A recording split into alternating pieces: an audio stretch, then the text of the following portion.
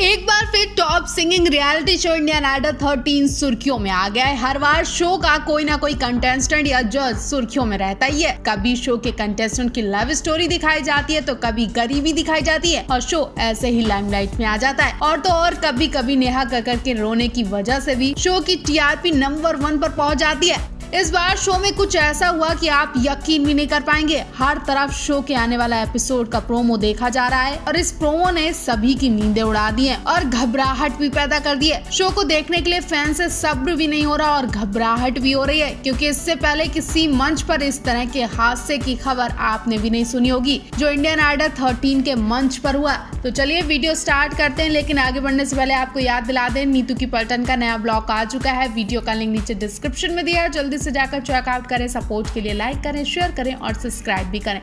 दरअसल इस बार शो के लाइमलाइट का केंद्र विनीत सिंह बने। वो विनीत जो नेहा कक्कड़ के दोस्त हैं और इससे पहले वो कई शो में पार्टिसिपेट भी कर चुके हैं। शो में आते ही नेहा कक्कड़ उनके आगे अपनी कुर्सी छोड़कर खड़ी हो गई थी। नेहा ने कहा था कि वो उन्हें जज नहीं कर पाएंगी क्योंकि वो उनके सीनियर भी हैं और दोस्त भी हैं। लेकिन विनीत के कहने पर नेहा ने उन्हें जज तो किया और इतना ही नहीं, सुनने में आ रहा है कि नेहा कक्कड़ उनका बहुत सपोर्ट भी कर रही है। अब तक नेहा की वजह से विनीत को एलिमिनेट भी नहीं किया गया।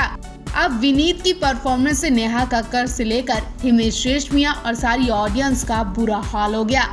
दरअसल आने वाले एपिसोड में विनीत सिंह की परफॉर्मेंस दिखाई जाती है। विनीत सिंह मंच पर पहुंचते हैं। विनीत अभी मुझ में कहीं गाना गा रहे थे। गाना गाते गाते विनीत रुक गए। विनीत की परफॉर्मेंस पूरी भी नहीं हो पाई। विनीत मंच पर बुरी तरह रोने लगे। विनीत की रोने की आवाजें माइक में सुनकर हर कोई रो आया। उनके साथ वाले लोग विनीत को छुपाने मंच पर इकट्ठा हो गए। हर तरफ लोग विनीत को छुपाते दिख रहे हैं। नेहा, हिमेश और बाकी सब रोते दिखाई दे रहे हैं।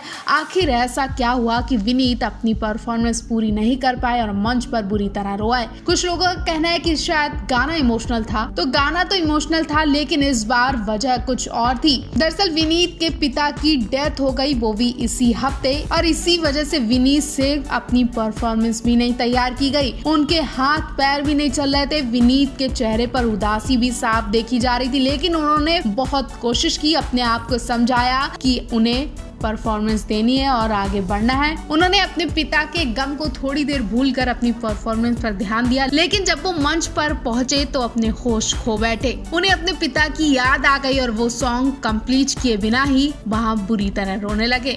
इस एपिसोड के बारे में आप क्या कहेंगे, कमेंट बॉक्स में हमें जरूर बताएं। दिवाली के मौके पर पवन अरुणिता इंडियन आइडल पहुंचे। फिर सबके सामने पवन अरुणिता की लव स्टोरी का खुलासा हुआ। शायद आपको समझने में देरी लगी होगी, लेकिन पवन अरुणिता के फैंस बहुत अच्छी तरह से समझ गए हैं कि इंडियन आइडल 13 के सेट पर क्या हो रहा है। बेशक इस बार पवन अरुणिता शो में नहीं पहुंचे, लेकिन उनकी कमी बिल्कुल नहीं खल रही है, बल्कि उनकी तरह इस शो में कंटेस्टेंट को लाया जा रहा है। उनकी स्टोरी दिखाने की कोशिश की जा रही है। पवन अरुणिता के रूप में चिराग, काव्या ने एंट्री की। जी हाँ, पवन अरुणिता की तरह लव स्टोरी अब फिर से दिखाने की कोशिश की जा रही है। फर्क इतना है कि इस बार पवन अरुणिता की जगह चिराग और काव्या को लिया गया है। चिराग और काव्या ने दिवाली सेलिब्रेशन किया। इन दोनों पर काफी ज्यादा फोकस किया जा रहा है। हर्ष और आदित्य बार बार दोनों के लिए कमेंट्स भी करते हैं और इनका मजाक भी बनवा रहे हैं। परफॉर्मेंस काव्या करती है, लेकिन हर्ष चिराग के पेरेंट्स से पूछते हैं कि उन्हें काव्या की परफॉर्मेंस कैसी लगी। इतना ही नहीं, हदें तो तब पार होती है जब चिराग के पेरेंट्स से पूछा जाता है कि वो कैसी बहू चाहते हैं, वो भी काव्या के सामने। चिराग के पेरेंट्स कहते हैं कि जो बेटे की पसंद होगी वो हमारी पसंद होगी।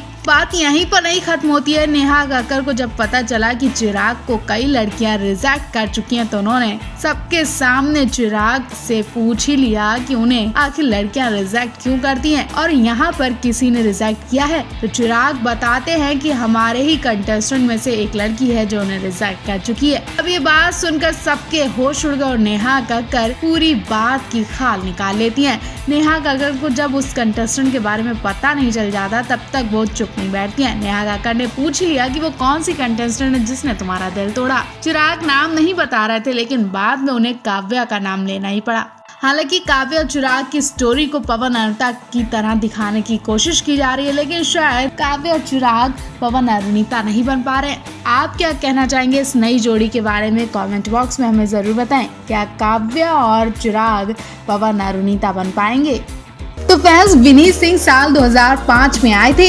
शो सारेगामा सिंगिंग सुपरस्टार के रनर अप भी रहे थे। उन्होंने सलमान खान की फिल्म प्रेम रतन धन पायो का टाइटल ट्रैक और अक्षय कुमार की फिल्म खिलाड़ी 786 का गाना हुक्का मार भी गाया था। ये दोनों ही गाने सुपर डुपर हिट गए, लेकिन उसके बाद विनीत सिंह कहीं गायब ही हो गए। और जब आज पहली बार उन्हें इंडियन आइडल के मंच पर देखा गया तो सब के सब हैरान रह गए। साल 2005 में आए सारेगामापा सिंगिंग सुपरस्टार में कंटेस्टेंट बनकर आए विनीत सिंह को हिमेश रेशमिया का साथ मिला था। इस शो में विनीत को काफी पॉपुलैरिटी भी मिली। शो की ट्रॉफी भले ही देवोजीत साहा ने जीती थी, लेकिन विनीत सिंह ने लोगों के दिलों में खास जगह बना ली थी।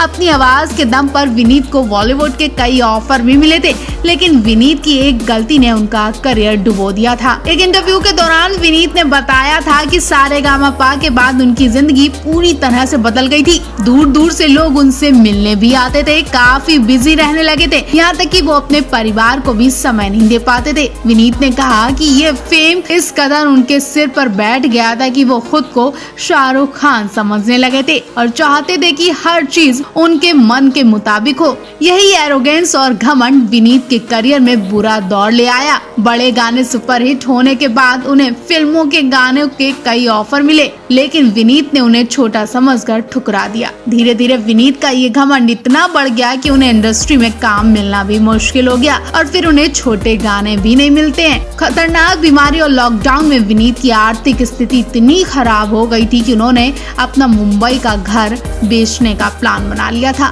वो सिंगिंग छोड़कर वापस लखनऊ जाना चाहते थे, लेकिन मां के समझाने पर विनीत ने फिर से कमबैक करने का इरादा कर लिया और आखिर वो इंडियन आइडल 13 के मंच से फिर से शुरुआत कर रहे हैं। अब देखना होगा विनीत यहाँ से आगे जाएंगे। उन्होंने जो गलती की है, क्या उससे उन्होंने बहुत कुछ सीखा है? क्या अब वो आगे बढ़ पाएंगे? ये देखना काफी दिलचस्प होगा। पहले आप विनीत सिंह के लिए क्या कहना चाहते हैं, कमेंट बॉक्स में जरूर बताएं।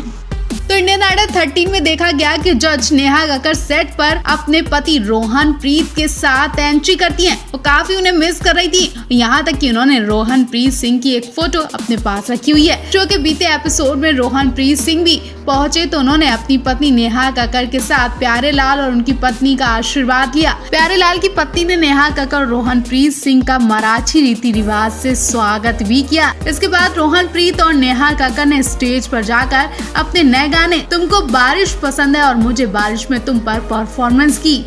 आपको बता दें, इंडियन आइडल 13 के टॉप 15 कंटेस्टेंट में ऋषि सिंह के अलावा शिवम, शगुन, चिराग, देवस्मिता, सेजुती, रूपम, विनीत सिंह, अनुष्का, विदिता, प्रीतम, संचारी, सोनाक्षी, काव्या, नवदीप हैं। इंडियन आइडल 13 के टॉप 15 कंटेस्टेंट एक से एक बढ़कर और परफॉर्मेंस दे रहे हैं और लोगों का दिल भी जीत रहे हैं। अब इनके लिए जजेस के कमेंट्स के साथ ही जनता भी वोट कर रही है। अब देखना होगा कि किस कंटेस्टेंट को ज्यादा वोट मिलते हैं और कौन विनर बनता है। कल आपको नेहा और रोहन प्रीत की परफॉर्मेंस कैसी लगी, कमेंट बॉक्स में हमें जरूर बताएं।